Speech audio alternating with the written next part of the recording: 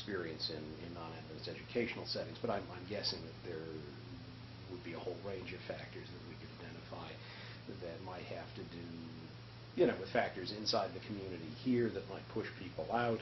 Also with the fact that consciousness raising happens on Adventist campuses as well as non-Adventist ones, and some people may take that and run with it outside the community. And then there's just the influences in the wider culture that it's pretty hard, I think, in a place like this to really insulate people against over long periods. But in any event, I think, when I think about the people I know well, I would guess that, 75% probably, dropped out. Have dropped out, or at least have very tenuous relationships. Yeah, after getting like a PhD and or just heading out to work. Yeah, heading out to work. Interesting. So what's kept you Seventh-day Adventist? I'm sure there are lots of different things, but one thing I'd say is that this community is a community where I have found it possible to be Adventist while exploring and continuing to grow personally and intellectually and culturally in a way that I might not have in some other settings. I think there are just a lot of people here who want to nurture and be supportive when friends and colleagues and students and so forth are exploring and growing. And so I think that there's a level of nurture and support that makes it possible to spread one's wings a bit here.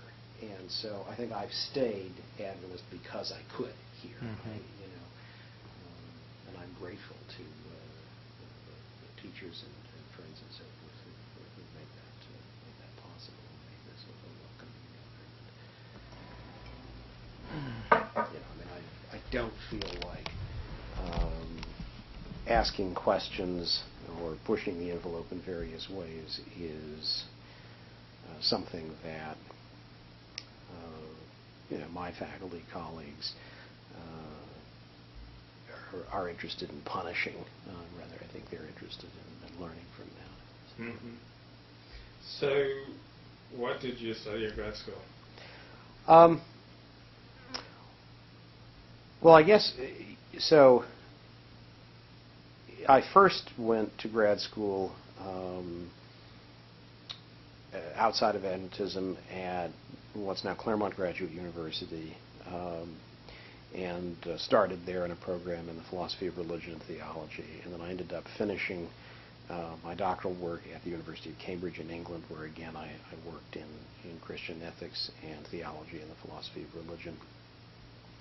And then I went back to school 7 years after I finished my PhD to get a law degree at UCLA, where I tried to focus as little as possible on probably the practice of law, and again focused either on the philosophy of law or on law and public policy and constitutional law kinds of issues. So, at different points, the degrees that I've got are either in theology or law, and there's a lot of philosophy mixed in there. So you did a law degree as well? Yeah. How did you like that? I think the way you reason in law is very similar to the way you reason in philosophy and theology, and so for me, as somebody who'd been interested in law and politics for years, my undergrad degree was in history and political science, I was fascinated by that and had been interested in studying stuff related to law for a long time. And I don't know what other law school environments are necessarily like, but UCLA was a great place where I met great classmates and great teachers, and found my horizons expanded. And actually a lot of the academic work that I've done in recent years has been somewhere at the intersection of law and philosophy, and I've certainly done some stuff in theology recently, but a lot of my work has been legal.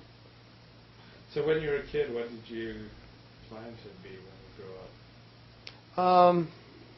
I suppose there must have been some point at which I imagined doing medicine like my dad. I think, there was, I think I had vague ideas of being involved in politics probably when I was in junior high, the beginning of high school. I think when I discovered high school as a kind of community environment that I hadn't experienced in elementary school, I felt like I belonged a lot more.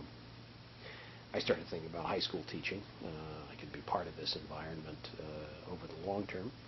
And then when I got to college, it hit me that university teaching might be more appealing. And so I originally, I think, as an undergrad, thought I was going to be an academic, probably in the area of political philosophy. And then partway through my undergrad experience doing history, I figured out I was very interested in theology. And so that's why I headed that direction in grad school. I spent time after finishing the PhD really unclear on what I was going to do because I just didn't seem to be getting the kind of academic job opportunities that I wanted. And so that's why I went back to law school. But fortunately, that didn't ultimately lead to a completely different career path, and instead it just did what I'd sort of hoped it would do, which was to expand my academic options. And so, of course, now I have ended up with an academic position at La Sierra. I kind of look at my dad as a rock star of Seventh-day Adventist life. Yeah, I think that's fair. Who are the rock stars of Seventh-day Adventist life?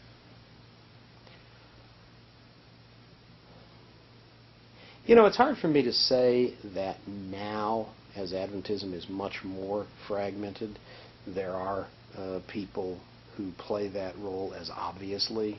I think, even a quarter century ago when your dad got so much public attention, I think Adventism, certainly in English-speaking Adventism, I think was a good deal more cohesive.